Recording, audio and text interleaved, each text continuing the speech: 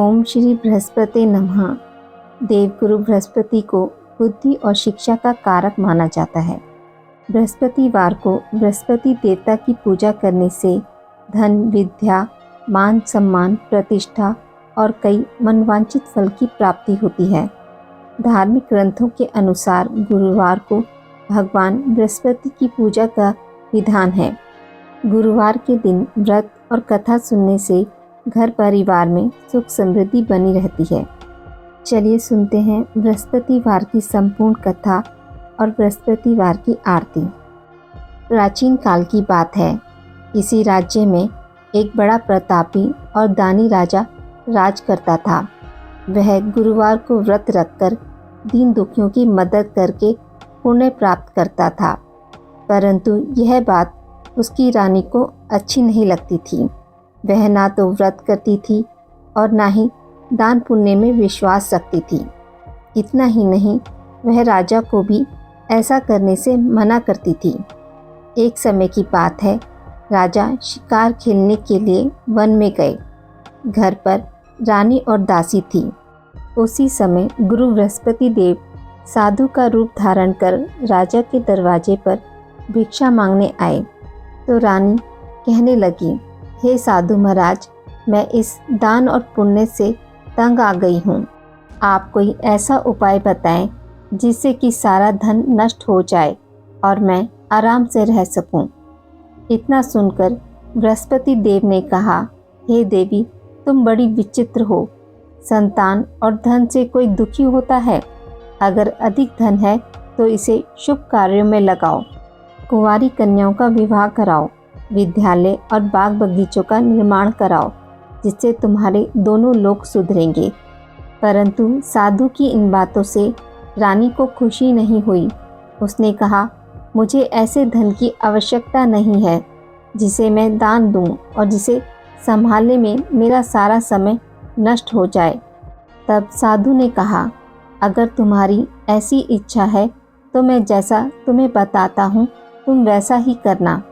गुरुवार के दिन तुम घर को गोबर से लीपना, अपने बालों को पीली मिट्टी से धोना, राजा से हजामत बनाने को कहना, भोजन में मांस मदिरा का प्रयोग करना, कपड़े धोबी के यहाँ धुलने देना। इस प्रकार 7 बृहस्पतिवार करने से तुम्हारा समस्त धन नष्ट हो जाएगा। इतना कहकर साधु के रूप में बृहस्पति देव अंतर्ध्यान हो गए। साधु की कही बातों को पूरा करते हुए रानी को केवल 3 बृहस्पतिवार बीते थे कि उनकी समस्त धन संपत्ति नष्ट हो गई। भोजन के लिए राजा का परिवार तरसने लगा। तब एक दिन राजा ने रानी से बोला कि हे रानी, तुम यहीं रहो, मैं दूसरे देश को जाता हूँ, क्योंकि यहाँ पर मुझे सभी लोग जानते हैं, इसलिए मैं कोई छोटा कार्य नहीं कर सकता। ऐसा कहकर राजा दूसरे देश चला गया। वहाँ वह जंगल में लकड़ी काट कर लाता और शहर में बेचता। इस तरह वह अपना जीवन व्यतीत करने लगा। इधर राजा के प्रदेश जाते ही रानी और दासी दुखी रहने लगी।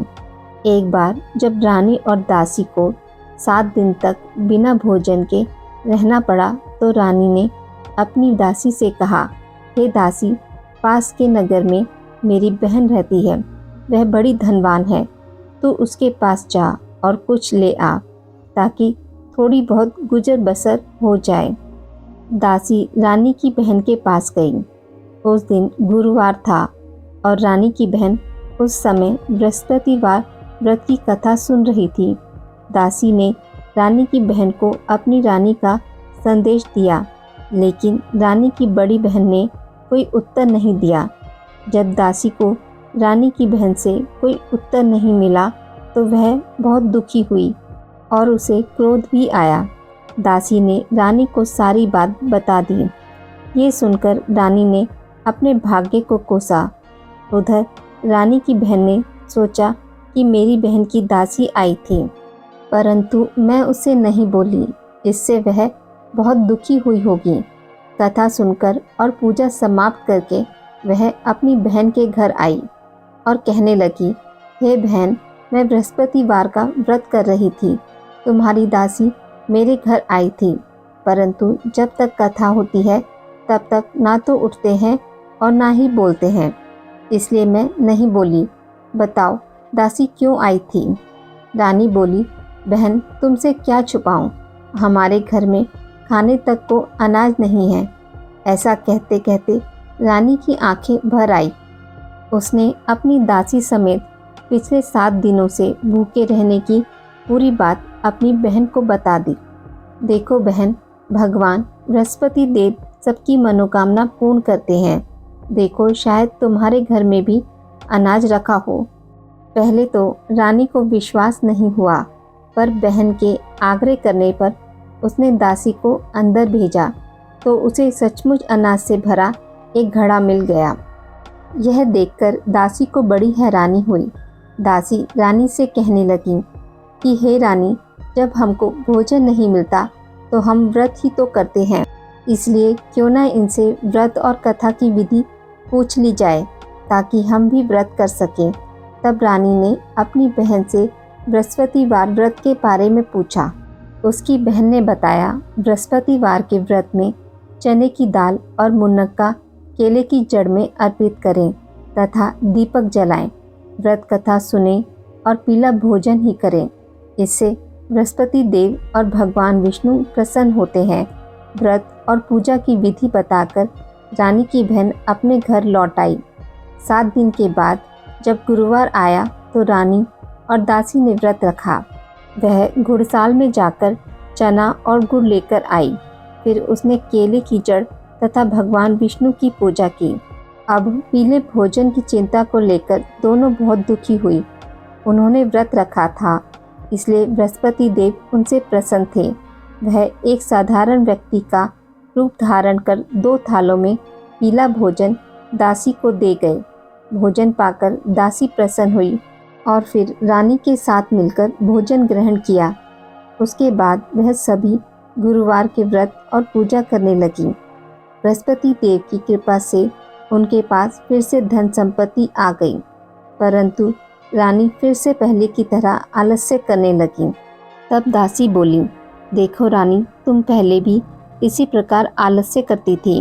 तुम्हें धन रखने में कष्ट होता था, इस कारण सभी धन नष्ट हो गया, और अब जब देव बृहस्पति की कृपा से धन मिला है तो तुम फिर से आलस करने लगी हो।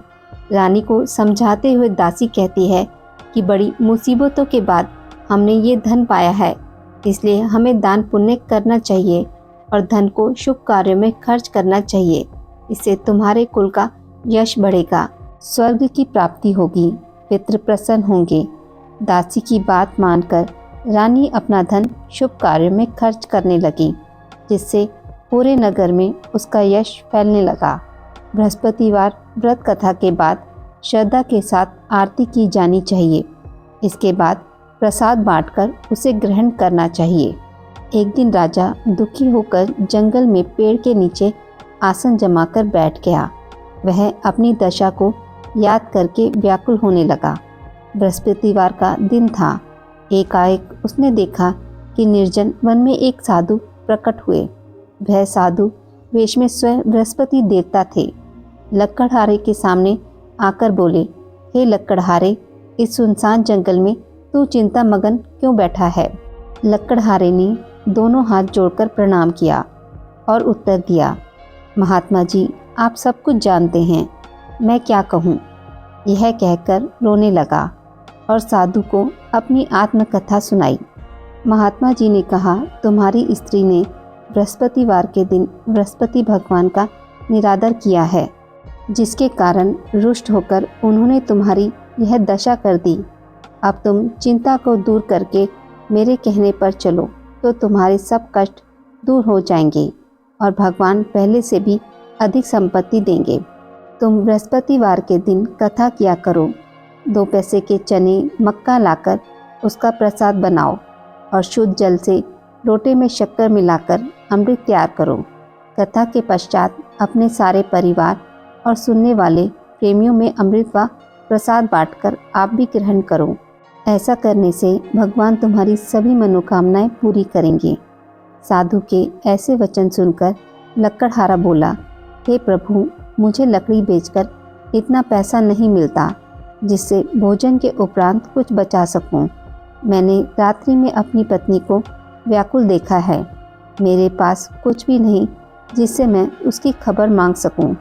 साधु ने कहा, हे लकड़हारे, तुम किसी बात की चिंता मत करो। बृहस्पतिवार के दिन तुम रोज़ाना की तरह लकड़ियाँ लेकर शहर को जाओ। तुमको रोज़ से दुगना धन प्राप्त होगा, जिससे तुम भली भांति भोजन कर लोगे तथा बृहस्पति देव की पूजा का सामान भी आ जाएगा। इतना कहकर साधु अंतर्ध्यान हो गए। धीरे धीरे समय व्यतीत होने पर फिर वही बृहस्पतिवार का दिन आया। लकड़हारा जंगल से लकड़ी काटकर किसी शहर में बेचने गया। उसे उस दिन और दिनों से अधिक धन मिला। राजा ने चना गुड़ लाकर गुरुवार का व्रत किया। उस दिन से उसके सभी कलेश दूर हो गए। परंतु जब दोबारा गुरुवार का दिन आया तो बृहस्पतिवार का व्रत करना भूल गया। इस कारण बृहस्पति भगवान नाराज हो गए। उस दिन उस नगर के राजा ने विशाल यज्ञ का आयोजन किया तथा शहर में यह घोषणा करा दी कि कोई भी मनुष्य अपने घर में भोजन ना बनावे, ना आग जलावे। समस्त जनता मेरे यहाँ भोजन करने आवे। इस आज्ञा को जो न मानेगा उसे फांसी की सज़ा दी जाएगी। इस तरह की घोषणा संपूर्ण नगर में करवा दी गई। राजा की आज्ञा अनुसार शहर के सभी लोग भोजन करने गए, लेकिन लकड़हारा कुछ देर से पहुंचा, इसलिए राजा उसको अपने साथ घर लिवा ले गए और ले जाकर भोजन करा रहे थे तो रानी की दृष्टि उस खूंटी पर पड़ी जिस पर उसका हार लटका हुआ था। वह वहां पर दिखाई नहीं दिया। रानी ने निश्चय किया कि मेरा हार इस मनुष्य ने चुरा लिया है। उसी समय सिपाहियों को बुलवा उसे कारागार में डलवा दिया। जब लकड़हारा कारागार में पड़ गया और बहुत दुखी होकर विचार करने लगा कि ना जाने कौन से पूर्व जन्म के कर्म से मुझे यह दुख प्राप्त हुआ, और उसी साधु को याद करने लगा जो कि जंगल में मिला था। उसी समय तत्काल बृहस्पति देव साधु के रूप में प्रकट हुए और उसकी दशा को देखकर कहने लगे, अरे मूर्ख, तूने बृहस्पति देव की कथा नहीं करी, इसी कारण तुझे दुख प्राप्त हुआ। अब चिंता मत कर। बृहस्पतिवार के दिन कारागार के दरवाजे पर 4 पैसे पड़े मिलेंगे। उनसे तू बृहस्पति देव की पूजा करना, तेरे सभी कष्ट दूर हो जाएंगे। बृहस्पतिवार के दिन उसे 4 पैसे मिले। लकड़हारे ने कथा कही। उसी रात्रि को बृहस्पति देव ने उस नगर के राजा को स्वप्न में कहा, हे राजन, तुमने जिस आदमी को कारागार में बंद कर दिया है वह निर्दोष है। वह राजा है, उसे छोड़ देना। रानी का हार उसी खूंटी पर लटका है। अगर तू ऐसा नहीं करेगा तो मैं तेरे राज्य को नष्ट कर दूंगा। इस तरह रात्रि के स्वप्न को देखकर राजा प्रातःकाल उठा और खूंटी पर हार देखकर लकड़हारे को बुलाकर क्षमा मांगी तथा लकड़हारे को योग्य सुंदर वस्त्र आभूषण देकर विदा कर दिया। बृहस्पति देव की आज्ञा अनुसार लकड़हारा अपने नगर को चल दिया। राजा जब अपने नगर के निकट पहुंचा तो उसे बड़ा आश्चर्य हुआ। नगर में पहले से अधिक बाग, तालाब, कुएं तथा बहुत सी धर्मशाला, मंदिर आदि बन गई हैं। राजा ने पूछा, यह किसका बाग और धर्मशाला है? तब नगर के सब लोग कहने लगे, यह सब रानी और बांदी के हैं। तो राजा को आश्चर्य हुआ और गुस्सा भी आया। जब रानी ने यह खबर सुनी कि राजा आ रहे हैं तो उन्होंने बांदी से कहा कि हे दासी, देख राजा हमको कितनी बुरी हालत में छोड़ गए थे। हमारी ऐसी हालत देखकर वह लौट ना जाए, इसलिए तू दरवाजे पर खड़ी हो जा। आज्ञा अनुसार दासी दरवाजे पर खड़ी हो गई। राजा आए तो उन्हें अपने साथ लिवा लाई। तब राजा ने क्रोध करके अपनी रानी से पूछा कि यह धन तुम्हें कैसे प्राप्त हुआ है?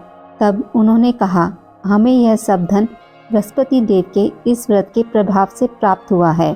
राजा ने निश्चय किया कि 7 रोज बाद तो सभी बृहस्पति देव का पूजन करते हैं, परंतु मैं प्रतिदिन दिन में 3 बार कहानी तथा रोज व्रत किया करूँगा।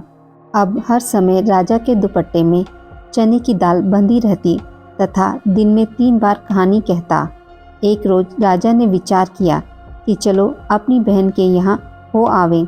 इस तरह निश्चय कर राजा घोड़े पर सवार हो अपनी बहन के यहाँ को चलने लगा। मार्ग में उसने देखा कि कुछ आदमी एक मुर्दे को लिए जा रहे हैं। उन्हें रोककर राजा कहने लगा, अरे भाइयों, मेरी बृहस्पति देव की कथा सुन लो। वे बोले, लो हमारा तो आदमी मर गया, इसको अपनी कथा की पड़ी है। परंतु कुछ आदमी बोले, अच्छा कहो, हम तुम्हारी कथा भी सुनेंगे। राजा ने दाल निकाली और जब कथा आधी ही हुई थी कि मुर्दा हिलने लग गया, और जब कथा समाप्त हो गई तो राम राम करके मनुष्य खड़ा हो गया। आगे मार्ग में उसे एक किसान खेत में हल चलाता मिला। राजा ने उसे देख और उससे बोले, अरे भाई, तुम मेरी बृहस्पतिवार की कथा सुन लो। किसान बोला, जब तक मैं तेरी कथा सुनूंगा तब तक 4 हरिया जोत लूँगा, जा अपनी कथा किसी और को सुनाना। इस तरह राजा आगे चलने लगा। राजा के हटते ही बैल पछाड़ खाकर गिर गए तथा किसान के पेट में बड़ी जोर का दर्द होने लगा। उस समय उसकी माँ रोटी लेकर आई। उसने जब यह देखा तो अपने पुत्र से सब हाल पूछा और बेटे ने सभी हाल कह दिया। तो बुढ़िया दौड़ी दौड़ी उस घुड़सवार के पास गई और उससे बोली कि मैं तेरी कथा सुनूंगी, तू अपनी कथा मेरे खेत पर चलकर ही कहना। राजा ने बुढ़िया के खेत पर जाकर कथा कही, जिसके सुनते ही वह बैल उठ खड़े हुए तथा किसान के पेट का दर्द भी बंद हो गया। राजा अपनी बहन के घर पहुंचा। बहन ने भाई की खूब मेहमानी की। दूसरे रोज प्रातःकाल राजा जगा तो वह देखने लगा कि सब लोग भोजन कर रहे हैं। राजा ने अपनी बहन से कहा, ऐसा कोई मनुष्य है जिसने भोजन नहीं किया हो, जो मेरी बृहस्पतिवार की कथा सुन ले। बहन बोली, हे भैया, यह देश ऐसा ही है कि पहले यहाँ लोग भोजन करते हैं, बाद में अन्य काम करते हैं। अगर कोई पड़ोस में हो तो देखाऊं। वह ऐसा कहकर देखने चली गई, परंतु उसे कोई भी ऐसा व्यक्ति नहीं मिला जिसने भोजन ना किया हो। अतः वह एक कुम्हार के घर गई जिसका लड़का बीमार था। उसे मालूम हुआ कि उनके यहाँ 3 रोज से किसी ने भोजन नहीं किया है। रानी ने अपने भाई की कथा सुनने के लिए कुम्हार से कहा। वह तैयार हो गया। राजा ने जाकर बृहस्पतिवार की कथा कही, जिसको सुनकर उसका लड़का ठीक हो गया। अब तो राजा की प्रशंसा होने लगी। एक रोज राजा ने अपनी बहन से कहा कि हे बहन, हम अपने घर को जाएंगे, तुम भी तैयार हो जाओ। राजा की बहन ने अपनी सास से कहा। सास ने कहा, चली जा, परंतु अपने लड़के को मत ले जाना, क्योंकि तेरे भाई के कोई औलाद नहीं है। बहन ने अपने भाई से कहा, हे भैया, मैं तो चलूँगी, पर कोई बालक नहीं जाएगा। राजा बोला, जब कोई बालक नहीं चलेगा तब तुम ही क्या करोगी। बड़े दुखी मन से राजा अपने नगर को लौट आया। राजा ने अपनी रानी से कहा, हम निर्वंशी हैं, हमारा मुख देखने का धर्म नहीं है और कुछ भोजन आदि नहीं किया। रानी बोली, हे प्रभु, बृहस्पति देव ने हमें सब कुछ दिया है, वह हमें औलाद अवश्य देंगे। उसी रात को बृहस्पति देव ने राजा के स्वप्न में कहा, हे राजा, उठ, सभी सोच को त्याग दे, तेरी रानी गर्भ से है। राजा को यह बात सुनकर बड़ी खुशी हुई। 9वें महीने में उसके गर्भ से एक सुंदर पुत्र पैदा हुआ। तब राजा बोला, हे रानी, स्त्री बिना भोजन के रह सकती है, पर बिना कहे नहीं रह सकती। जब मेरी बहन आवे तुम उससे कुछ मत कहना। रानी ने सुनकर हाँ कर दिया। जब राजा की बहन ने यह शुभ समाचार सुना तो वह बहुत खुश हुई तथा बधाई लेकर अपने भाई के यहाँ आई। तभी रानी ने कहा, घोड़ा चढ़कर तो नहीं आई, गधा चढ़ी आई। राजा की बहन बोली, भाभी, मैं इस प्रकार ना कहती तो तुम्हें औलाद कैसे मिलती। बृहस्पति देव ऐसे ही हैं, जैसी जिसकी कामना हो सभी को पूर्ण करते हैं। जो सद्भावना पूर्वक बृहस्पतिवार का व्रत करता है, एवं कथा पढ़ता है अथवा सुनाता है, दूसरों को सुनाता है, बृहस्पति देव उसकी सभी मनोकामनाएं पूर्ण करते हैं। भगवान बृहस्पति देव उसकी सदैव रक्षा करते हैं। संसार में जो मनुष्य सद्भावना से भगवान जी का पूजन व्रत सच्चे हृदय से करते हैं तो उनकी सभी मनोकामनाएं पूर्ण करते हैं। जैसी सच्ची भावना से रानी और राजा ने उनकी कथा का गुणगान किया तो उनकी सभी इच्छाएं बृहस्पति देव जी ने पूर्ण की थी। इसलिए पूर्ण कथा सुनने के बाद प्रसाद लेकर जाना चाहिए। हृदय से उनका मनन करते हुए जयकारा बोलना चाहिए। बोलो बृहस्पति देव की जय, भगवान विष्णु की जय। बृहस्पति देव की कथा। प्राचीन काल में एक ब्राह्मण रहता था। वह बहुत ही निर्धन था। उसकी कोई संतान नहीं थी। उसकी स्त्री बहुत मलिनता के साथ रहती थी। वह स्नान न करती, किसी देवता का पूजन न करती। इससे ब्राह्मण देवता बड़े दुखी थे। बेचारे बहुत कुछ कहते थे, किंतु उसका कुछ परिणाम न निकला। भगवान की कृपा से ब्राह्मण की स्त्री के कन्या रूपी रत्न पैदा हुआ। कन्या बड़ी होने पर प्रातः स्नान करके विष्णु भगवान का जाप व बृहस्पतिवार का व्रत करने लगी। अपने पूजन पाठ को समाप्त करके विद्यालय जाती तो अपनी मुट्ठी में जौ भरकर ले जाती और पाठशाला के मार्ग में डालती जाती। तब ये जौ स्वर्ण के हो जाते। लौटते समय उनको बीनकर घर ले आती थी। एक दिन वह बालिका सूप में उस सोने के जौ को फटकार कर साफ कर रही थी कि उसके पिता ने देख लिया और कहा, हे बेटी, सोने के जौ के लिए सोने का सूप होना चाहिए। दूसरे दिन बृहस्पतिवार था। इस कन्या ने व्रत रखा और बृहस्पति देव से प्रार्थना करके कहा, मैंने आपकी पूजा सच्चे मन से की हो तो मेरे लिए सोने का सूप दे दो। बृहस्पति देव ने उसकी प्रार्थना स्वीकार कर ली। रोजाना की तरह वह कन्या जौ फैलाती हुई जाने लगी। जब लौटकर जौ बीन रही थी तो बृहस्पति देव की कृपा से सोने का सूप मिला। उसे वह घर ले आई और उसमें जौ साफ करने लगी, परंतु उसकी माँ का वही ढंग रहा। एक दिन की बात है कि वह कन्या सोने के सूप में जौ साफ कर रही थी। उस समय उस शहर के राजा का पुत्र वहां से होकर निकला। इस कन्या के रूप को, कार्य को देखकर मोहित हो गया तथा अपने घर आकर भोजन तथा जल त्याग कर उदास होकर लेट गया। राजा को जब इस बात का पता लगा तो अपने प्रधानमंत्री के साथ उसके पास गए और बोले, हे बेटा, तुम्हें किस बात का कष्ट है? किसी ने अपमान किया है अथवा कोई और कारण है? सो कहो, मैं वही कार्य करूँगा जिससे तुम्हें प्रसन्नता हो। अपने पिता की राजकुमार ने बातें सुनी तो वह बोला, मुझे आपकी कृपा से किसी बात का दुख नहीं है। किसी ने मेरा अपमान भी नहीं किया, परंतु मैं उस लड़की से विवाह करना चाहता हूँ जो सोने के सूप में जौ साफ कर रही थी। यह सुनकर राजा आश्चर्य में पड़ गया और बोला, हे बेटा, इस तरह की कन्या का पता तुम ही लगाओ, मैं उसके साथ तेरा विवाह अवश्य ही करवा दूंगा। राजकुमार ने उस लड़की के घर का पता बतलाया। तब मंत्री उस लड़की के घर गए और ब्राह्मण देवता को सभी हाल बतलाया। ब्राह्मण देवता राजकुमार के साथ अपनी कन्या का विवाह करने के लिए तैयार हो गए तथा विधि विधान के अनुसार ब्राह्मण की कन्या का विवाह राजकुमार के साथ हो गया। कन्या के घर से जाते ही पहले की भांति उस ब्राह्मण देवता के घर में गरीबी का निवास हो गया। अब भोजन के लिए भी अन्न बड़ी मुश्किल से मिलता था। एक दिन दुखी होकर ब्राह्मण देवता अपनी पुत्री के पास गए। बेटी ने पिता की दुखी अवस्था को देखा और अपनी माँ का हाल पूछा। तब ब्राह्मण ने सभी हाल कहा। कन्या ने बहुत सा धन देकर अपने पिता को विदा कर दिया। इस तरह ब्राह्मण का कुछ समय सुखपूर्वक व्यतीत हुआ। कुछ दिन बाद फिर वही हाल हो गया। ब्राह्मण फिर अपनी कन्या के यहाँ गया और सारा हाल कहा तो लड़की बोली, हे पिताजी, आप माताजी को यहाँ लिवा लाओ, मैं उन्हें विधि बता दूंगी जिससे गरीबी दूर हो जाए। वह ब्राह्मण देवता अपनी स्त्री को साथ लेकर पहुँचे तो अपनी माँ को समझाने लगी, हे माँ, तुम प्रातःकाल प्रथम स्नान आदि करके विष्णु भगवान का पूजन करो तो सब दरिद्रता दूर हो जाएगी। परंतु उसकी माँ ने एक भी बात नहीं मानी और प्रातःकाल उठकर अपनी पुत्री के बच्चों की झूठन को खा लिया।